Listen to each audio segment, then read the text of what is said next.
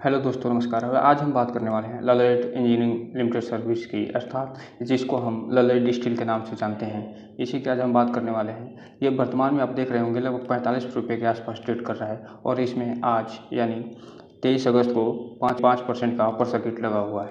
तो इसी की आज हम डिटेल से चर्चा करने वाले हैं, क्योंकि इससे संबंधित फंडामेंटल पे चर्चा करने के लिए जो है लगातार मैसेज आ रहे थे। तो आज हम इसी के बारे में चर्चा करने वाले हैं कि इसका फंडामेंटल एनालिसिस जो है डिटेल से करेंगे। साथ ही साथ इसके हम सपोर्ट लेवल और रेसिस्टेंट लेवल के भी देखने का प्रयास करेंगे। क्या इसका सपोर्ट लेवल बन रहा है, क्या इसका रेसिस्टेंट बन रहा है, और साथ ही साथ इसका टारगेट भी देखने का प्रयास करेंगे। तो चलिए दोस्तों, बिना किसी देरी के हम वीडियो शुरू करते हैं। और सबसे पहले हम इसके चार्ट पैटर्न को देखते हैं कि पिछले इसने 1 साल से लेकर अभी तक यानी मैक्सिमम से लेकर अभी तक कितना % का रिटर्न दिया है। तो आप यहाँ पर देख रहे हैं आज चूँकि इसमें लगभग 5% का अपर सर्किट लगा हुआ है।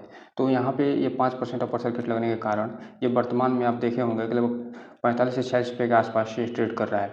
चूँकि इसने एक दिन में आज देख रहे हैं कि लगभग 5% अपर सर्किट लगा हुआ है। एक वीक में इसने लगभग 1.5% का निगेटिव रिटर्न निकाल कर दिया है। अगर एक महीने के हम चार्ट पैटर्न की बात करें तो एक महीने लगभग 35% का रिटर्न निकाल कर दिया है। वहीं 3 महीने में 88%, 6 महीने में 118% का रिटर्न निकाल कर दिया है।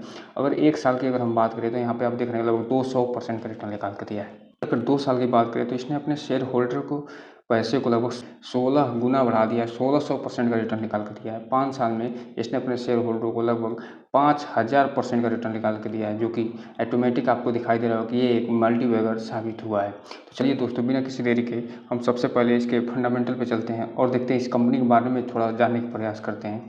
और ये देखते हैं कि ये जो कंपनी वास्तव में करती क्या है, इसका मेन बिजनेस क्या है, और साथ ही साथ ये जो बिजनेस करती है उसका रिजल्ट ये इसके फंडामेंटल में हम देखने का प्रयास करेंगे।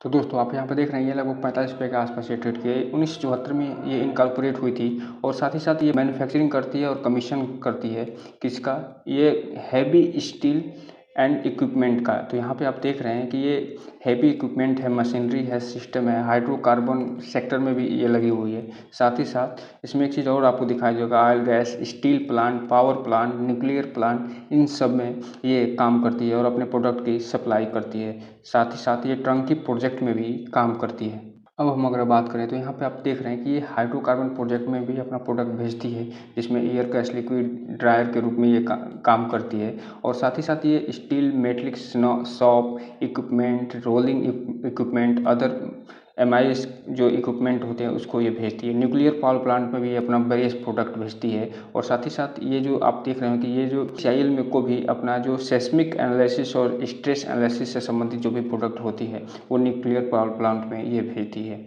और मरीन सेक्टर में भी ये काम करती है। और ये फिन स्टेबलाइजर, इलेक्ट्रो हाइड्रोकार्बन से संबंधित जो स्ट्रिंग गियर है उसके भी ये प्रोडक्ट का सप्लाई ये करती है। इसके अलावा अगर हम बात करें तो यहाँ पे ये आप देखिए कि पार्ट्स ऑफ जेटी, रिफाइनरीज में भी ये काम करती है। EPC और सिविल में भी ये बखूबी काम करती है। अब हम अगर क्लाइंट बेस की बात करें तो यहाँ पे आप देखिए इसका जो क्लाइंट है, सबसे बड़ा जो क्लाइंट आपको दिखाई दे रहा हो, ये कोची शिपयार्ड, जो कि एक डिफेंस से संबंधित गवर्नमेंट कंपनी है। ये डिफेंस से संबंधित जो पनडुब्बियाँ होती हैं उसका निर्माण ये करती है। गोवा शिपयार्ड, ये भी जो है डिफेंस से संबंधित एक कंपनी है जो कि लगातार ये ग्रो कर रही है। इसके अलावा आप यहाँ पे देख रहे होंगे कि भारत पेट्रोलियम है, कोरोमंडल है, गेल है, फिनोलेक्स है, इंडियन ऑयल है, HP है, आदित्य बिरला है। साथ ही साथ अगर हम बात करें तो यहाँ पे आप देखें उत्कल एल्यूमिना भी है।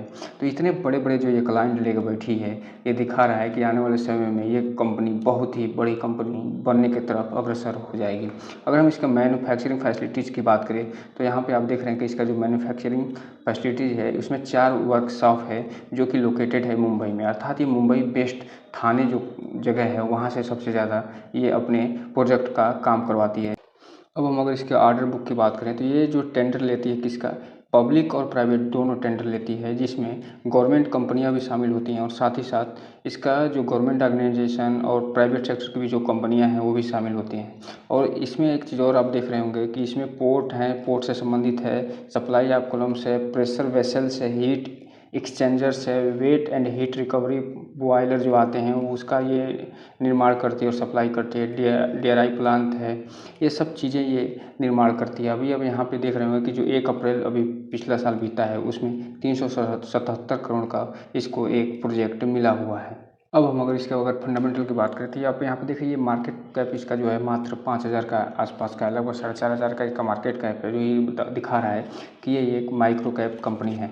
जो कि इसमें सबसे बड़ी चीज़ है कि इसमें ये कंपनी जितनी तेज़ी से गिरेगी उतनी तेज़ी से उठेगी, और जितनी तेज़ी से उठने की क्षमता रखती है उतनी तेज़ी से ये गिरने की क्षमता रखती है। अर्थात इसमें कोई भी इन्वेस्टमेंट करने से पहले आप अपने वित्तीय सलाहकार से संपर्क जरूर करिएगा, क्योंकि ये जो कंपनी एक माइक्रो कैप कंपनी है और ये धीमे धीमे जो है स्मॉल कैप मिड कैप की तरफ अग्रसर है। जैसे जैसे ये कंपनी बड़ी होती जाएगी वैसे वैसे इस कंपनी का स्थायित्व बढ़ता जाएगा। फिर उसमें SIP के माध्यम से हम लोग इन्वेस्टमेंट करने का प्रयास करेंगे। कोई भी इन्वेस्टमेंट करने से पहले आप अपने वित्तीय सलाहकार से संपर्क जरूर करिएगा, ताकि आपका जो पैसा और साथ ही साथ आपका मूलधन के साथ साथ उनका रिटर्न भी सुरक्षित रहे, भविष्य में आपको अच्छा खासा रिटर्न की प्राप्ति हो सके। तो इसका जो हम मार्केट कैप बता रहे थे कि लगभग 4,500 करोड़ के आसपास है, और इसका जो सब स्टॉक भी 112 का स्टॉक भी अपने आप में बहुत ही महंगा वैल्यूएशन दिखाता है। नॉर्मली ये माना जाता है कि आपका स्टॉक भी 30 के आसपास 30-40 के आसपास हो तो चल जाता है, लेकिन 112 का स्टॉक भी दिखा रहा है कि ये बहुत ही जो कंपनी है बहुत ही महंगी कंपनी है। जी, अगर आप यहाँ इस समय इसको अगर बाई करते हैं तो आने वाले समय में हो सकता है कि इसमें गिरावट हो और आप फंस जाए। लेकिन इसमें एक चीज़ और है कि कई बार ऐसा होता है कि महंगी होने के बावजूद भी इसमें अच्छी खासी तेज़ी आ जाती है। तो आप अपने स्तर पे इसका एनालिसिस करने के बाद ही कोई भी पैसा इसमें इन्वेस्टमेंट करने का प्रयास करिएगा। लेकिन अगर टेक्निकली रूप में देखा जाए तो ये बहुत ही ज़्यादा महंगी दिखाई दे रही है। लगभग इसका स्टॉक भी 112 का दिखाई दे। रिटर्न ऑन कैपिटल जो एम्प्लॉयड है 29% के आसपास है, जो कि बहुत ही अच्छा है। डेप्ट जो चूँकि 4,500 करोड़ की कंपनी, उस पर 52 करोड़ का जो डेप्ट है वो ठीक ठाक डेप्ट है, इसका कोई उतना वैल्यू नहीं रखता है। प्रॉफिट आफ्टर टैक्स की बात करें तो लगभग 39 करोड़ के आसपास इसका प्रॉफिट आफ्टर टैक्स रहा है। प्राइस टू बुक वैल्यू लगभग 23-23.5 के आसपास है। करंट प्राइस की बात करें तो आप यहाँ पर देख रहे हैं इसका करंट प्राइस लगभग वर्तमान में 45 रुपये के आसपास ये ट्रेड कर रहा है। बुक वैल्यू 1.90 का है, जो वैल्यू 1.90 की बुक वैल्यू से बहुत ही महंगी ये कंपनी दिखाई दे रही है। रिटर्न ऑन इक्विटी लगभग 25% के आसपास है, जो दिखा रहा है कि बहुत ही अच्छा है। पेग रेशियो 1.42 का है। हालांकि ये माना जाता है कि अगर पॉइंट से नीचे कोई किसी कंपनी का पेग रेशियो होता है तो अच्छा माना जाता है। प्रमोटर होल्डिंग सबसे अच्छी चीज़ है इसमें, वो है लगभग 60% के आसपास। तो ये दिखा रहा है कि ये कंपनी जो है बहुत ही इसमें प्रमोटर भरोसा बनाए हुए हैं। अगर 52 वीक हाई की बात करें तो आप यहाँ पे देख रहे हैं इसका 52 वीक जो हाई है वो लगभग 59 रुपये के आसपास है। 52 वीक लो इसका 12.5 रुपये के आसपास आपको दिखाई दे रहा होगा। वहीं अगर हम डिविडेंड यील्ड की बात करें तो लगभग इसका डिविडेंड यील्ड मतलब ये कंपनी कुल मिलाकर डिविडेंड देती है जो 0.23% के आसपास है। फेस वैल्यू इसका 1 है, इसका अर्थात स्प्लिट की संभावना इसमें नहीं है। इंडस्ट्री पी 32.8 है, जबकि स्टॉक पी 119 था।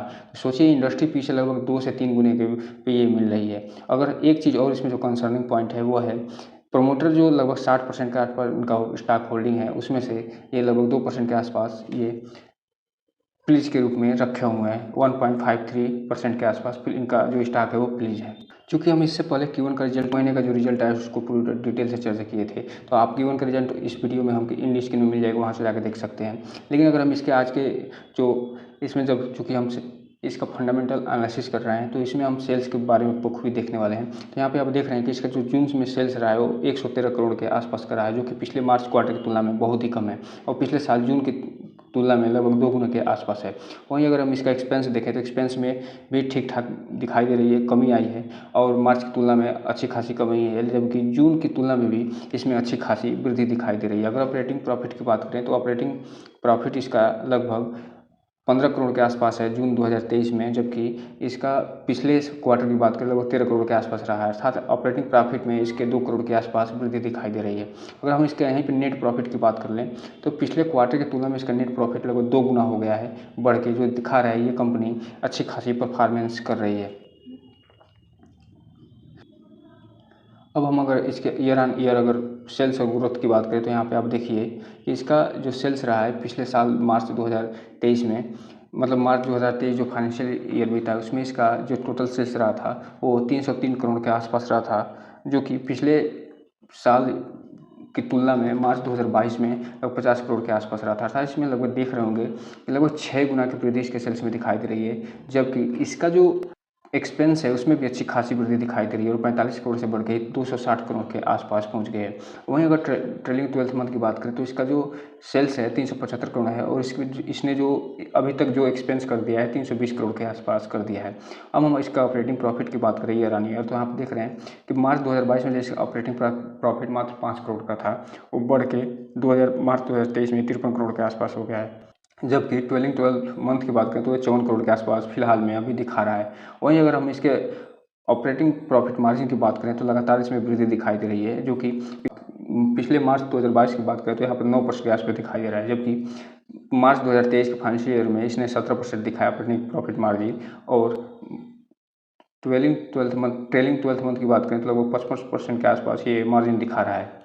अब हम अगर इसके year on year net profit की बात करें तो ये जो पिछले 2022 का जो सेशन बीता है फाइनेंशियल ईयर, उसमें जहाँ 6 करोड़ के आसपास इसका टोटल नेट प्रॉफिट रहा था, वो वर्तमान में यानी मार्च 2023 के फाइनेंशियल ईयर में 37 करोड़ के आसपास हो गया है, बढ़ के लगभग 6.5 गुना से ज़्यादा के आसपास इसमें वृद्धि हुई है। वहीं ट्वेलिंग 12 मंथ की बात करें तो जो ट्रेलिंग 12 मंथ अभी चल रहा है उसकी हम बात करें तो उसमें अभी 37 करोड़ के आसपास ये दिखाई दे रहा है कि इसका जो प्रॉफिट हुआ है नेट प्रॉफिट इस ट्रेलिंग 12 मंथ में, अर्थात इसमें भी आप देख रहे हो कि वृद्धि दिखाई दे रही होगी।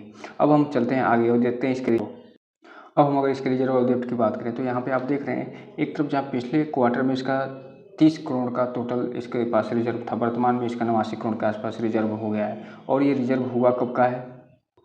ये रिजर्व हुआ है मार्च 2023 में। मार्च 2023 में जो 30 करोड़ का मार्च 2022 में इसका रिजर्व था, बढ़ के 89 करोड़ के आसपास हो गया है, अर्थात लगभग 2 से 3 गुना में इसमें वृद्धि दिखाई दे रही है। वहीं अगर हम इसके डेप्ट की बात करें तो डेप्ट में इसके डेप्ट भी लगभग बढ़ के 2 गुना हो गया, जो कि एक कंसर्निंग पॉइंट है। इतनी सी छोटी कंपनी पे 50 करोड़ का डेप्ट होना ठीक ठाक है, जो कि इसमें ये दिखाई दे रहा है कि कंपनी फंडामेंटली थोड़ी सी मजबूत है, जो क्योंकि इसका रिजर्व जो है लगातार 3 गुने के आसपास बढ़ा है, जबकि डेप्ट में इसके 2 गुने के आसपास वृद्धि दिखाई दे रही है।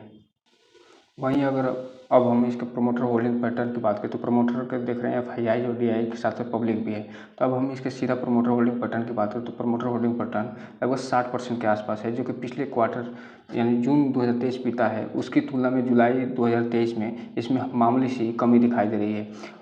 वहीं पे FII लगभग नाम मात्र के बने हुए हैं, DI भी नाम मात्र के बने हुए हैं। हालांकि इसमें पब्लिक के जो प्रोमोटर होल्डिंग है उसमें वृद्धि दिखाई दे रही है पिछले क्वार्टर की तुलना में, जून 2023 की तुलना में आप देख रहे होंगे मामूली सा, और ये बढ़ के 40% के आसपास हो गया है, जबकि प्रमोटर अभी भी लगभग 60% के आसपास बने हुए हैं। हालांकि मामूली सी इसमें कमी दिखाई दे रही है।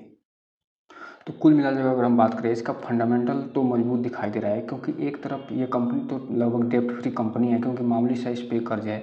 इसका प्रोमोटर होल्डिंग पैटर्न भी इस पर अच्छा खासा दिखाई दे रहा है। साथ ही साथ इसे लगातार कंपनी प्रॉफिट दिखाती जा रही है और अच्छा खासा ये रिजल्ट पा रही है। और इसका क्लाइंट बेस अभी हमने देखा था, बहुत बड़ी बड़ी कंपनियाँ हैं, चाहे वो गोवा शिपयार्ड हो या फिर कोची शिपयार्ड है, ये चूँकि भारत की सबसे लीडिंग पनडुब्बी बनाने वाली कंपनियों में से आती हैं। तो इसका ये देखने में दिलचस्प होगा कि आने वाले भविष्य में ये क्या करती हैं। लेकिन वर्तमान में इसका BPCL हो या फिर और जो कंपनियां भी हम बात कर रहे थे क्लाइंट में, देख रहे होंगे कितनी बड़ी बड़ी कंपनियों के साथ ये डील कर रही है। तो इसका फंडामेंटल तो बहुत ही स्ट्रांग लग रहा है। और हालांकि एक चीज़ जो कंसर्निंग पॉइंट ये है कि इसका स्टॉक जो P है वो बहुत ही हाई है, लगभग 119 के आसपास इसका स्टॉक P है, अर्थात बहुत ही महंगे वैल्यूएशन पर ये मिल रहा है। तो इसके बस इतना ध्यान रखिएगा, जैसे ही ये कंपनी सस्ती हो तब जाके इसमें आप कोई भी इन्वेस्टमेंट करने की सोच सकते हैं। लेकिन कोई भी इन्वेस्टमेंट करने से पहले आप अपने वित्तीय सलाहकार से संपर्क जरूर करें। हालांकि इसका एक चीज़ और आपको बता दें कि ये जो कंपनी है फिलहाल तो अपर सर्किट में काम कर रही है। पिछले 2 दिनों से लोअर सर्किट में थी, लेकिन फिर अब अपर सर्किट 2 दिन से लग गया है। तो आपको अपर सर्किट में किसी भी स्टॉक को खरीदने से बचना चाहिए, क्योंकि जब ऐसा स्टॉक चलता है तो सिर्फ 2 ही चीज़ होता है कि या तो लोअर सर्किट लगता है या अपर सर्किट लगता है। जब इसमें फाइनली अच्छी खासी ट्रेडिंग होने लगेगी और अच्छा वैल्यू बनने लगेगा, तब ये स्टॉक मान के चलिएगा कि एक स्थायित्व प्राप्त कर लिया है और इस कंपनी में पैसा लगाना अब अच्छा रहेगा। अब हम चलते हैं इसके जो सपोर्ट, रेजिस्टेंट और टारगेट को भी देख लेते हैं। चूँकि आप दोस्तों यहाँ पर देख रहे होंगे लगभग 46 रुपये के आसपास ये ट्रेड कर रही है और ये वर्तमान में जिस रेसिस्टेंट को हार्डल कर रही है, चूँकि इसमें 5% का अपर सर्किट लगा हुआ है, तो इसमें आप इसको, चूँकि अपर सर्किट लोअर सर्किट में कोई भी स्टॉक होता है तो उसमें रेसिस्टेंट, सपोर्ट और टारगेट तो काम नहीं करता है, क्योंकि ये सारा ऑपरेटर ड्रिवन ये खेल होता है। ऑपरेटर जितना ऊपर लेके चले जाएँ, जितना नीचे लेके चले जाएँ। लेकिन अगर हम इसके रेसिस्टेंट की बात करें तो ये सबसे पहले जो रेसिस्टेंट हर्डल कर रहा है, जो इसको रोक रहा है, वो है 46 रुपये 41 पैसे के आसपास। अर्थात ये अगर रेसिस्टेंट ये तोड़ता है तो ये मान के चलिए कंपनी आगे निकलेगी। हालांकि इसने लगभग 45 रुपये का जो रेसिस्टेंट है इसको तोड़ दिया है और वर्तमान में इससे ऊपर ट्रेड कर रहा है। और इसके बाद जो सबसे बड़ा जो हर्डल है वो है 51 रुपये के आसपास, जो इसका रेसिस्टेंट बन रहा है 50 रुपये 41 पैसे के आसपास। वो अगर इसको तोड़ता है तो इसमें आप देखेंगे कि अच्छी खासी तेज़ी आ सकती है और ये 60 रुपये के आसपास टच कर सकता है। लेकिन जैसे ही ये कंपनी अगर इसके गिरावट इसमें आती है तो इसका जो सबसे बड़ा सपोर्ट बन रहा है वो बन रहा है 40 रुपये के आसपास। अर्थात ये 40 रुपये के सपोर्ट के अगर तोड़ती है तो इसमें अच्छी खासी गिरावट की संभावना बनी रहेगी, जो कि आपको दिखा रहा है। जो लोएस्ट 35 रुपये तक जाने की संभावना है, जो कि अर्थात इसका जो सपोर्ट प्राइस है वो 35 से लेकर 40 रुपये के बीच में बन रहा है। और अगर इन दोनों में से कोई भी एक को तोड़ती है तो इसमें गिरावट की संभावना बन जाएगी। वहीं अगर हम इसके टारगेट की बात करें तो यहाँ पे देख रहे हैं जो सबसे वहीं अगर हम अप साइड की टारगेट की बात करें तो इसमें आप देख रहे हैं कि सबसे बड़ा जो टारगेट दिखाई दे रहा है अगस्त का, वो दिखाई दे रहा था 19 रुपये का। अर्थात इसमें निगेटिव साइड की टारगेट था, जो कि ये ठीक नहीं दिखाई दे रहा है, क्योंकि ये जो कंपनी है आप देख रहे हैं कि अच्छी खासी तेज़ी दिखाई दे रही है। तो इसके टारगेट में इसमें कोई मतलब नहीं है, फिलहाल तो देखने को नहीं मिल रहा है। लेकिन वीकली अगर टारगेट की बात करें तो यहाँ पे आप देख रहे होंगे जो सबसे बड़ा टारगेट दिखाई दे रहा है वो 63 रुपये 37 पैसे के आसपास, और फर्स्ट जो टारगेट दिखाई दे रहा है 48 रुपये 65 पैसे के आसपास। तो अर्थात 48 रुपये 65 पैसे के आसपास ये टारगेट अगर अचीव करने की तरफ अग्रसर है, और जो सबसे बड़ा टारगेट है वो 63 रुपये 37 पैसे के आसपास है। तो ये मान के चलिए अगर ये अपर सर्किट कंटिन्यू रहे तो जल्दी ही आप इसको 50 रुपये के आसपास तोड़ते हुए देखेंगे। और ये जो टारगेट आप दिखाई दे रहा है 52 रुपये 72 पैसे का, इसको हट करते हुए देखेंगे। तो दोस्तों कुल मिलाकर ये रहा इसका फंडामेंटल एनालिसिस। ये जो कंपनी है फिलहाल तो बहुत ही मजबूत कंपनी लग रही है, क्योंकि इसका फंडामेंटली बहुत अच्छा है। एक सबसे बड़ा इसमें जो अच्छी चीज़ है वो ये कि इसका फंडामेंटल में लगभग प्रमोटर होल्डिंग पैटर्न 60% है, जो कि सबसे अच्छी चीज़ है। इस पे डेप्ट नामात्र का डेप्ट है लगभग 52 करोड़ के आसपास का। और इसके अलावा इसकी सेल्स ग्रोथ में लगातार वृद्धि आपको दिखाई दे रही है, जो कि किसी भी कंपनी के लिए सबसे अच्छी चीज़ें होती हैं, क्योंकि सेल्स जब बढ़ता है तो सेल्स बढ़ने के कारण न केवल उसका प्रॉफिट बढ़ता है, बल्कि नेट प्रॉफिट के साथ साथ उसकी इनकम में भी वृद्धि होती है। तो यही सब देखने के बाद बस फाइनल यही रिजल्ट निकलता है कि ये कंपनी फंडामेंटली बहुत ही स्ट्रांग है। बस इसमें एक ही चीज़ कमी निकल के आई है, उसका स्टॉक पी, जो कि 119 रुपये के आसपास है। अगर स्टॉक पी में कमी आती है, इसके सेल्स ग्रोथ और बढ़िया बढ़ता है तो और इसके स्टॉक पी में आती है, तो आप फिलहाल इसमें कोई भी इन्वेस्टमेंट बना सकते हैं। लेकिन बस इतना ध्यान रखिएगा कि इसका स्टॉक पी जब तक 119, जो कि बहुत ही ओवर वैल्यूएशन है, इससे नीचे आना बहुत ज़रूरी है, तब जाकर कोई भी इन्वेस्टमेंट आप कर सकते हैं। दोस्तों ये रहा आज का वीडियो। चैनल को लाइक और सब्सक्राइब करें और घंटा दबाना तो बिल्कुल ना भूलें, ताकि नए वीडियो की जो अपडेट्स है आपको समय समय पर मिलती रहे। जय हिंद दोस्तों।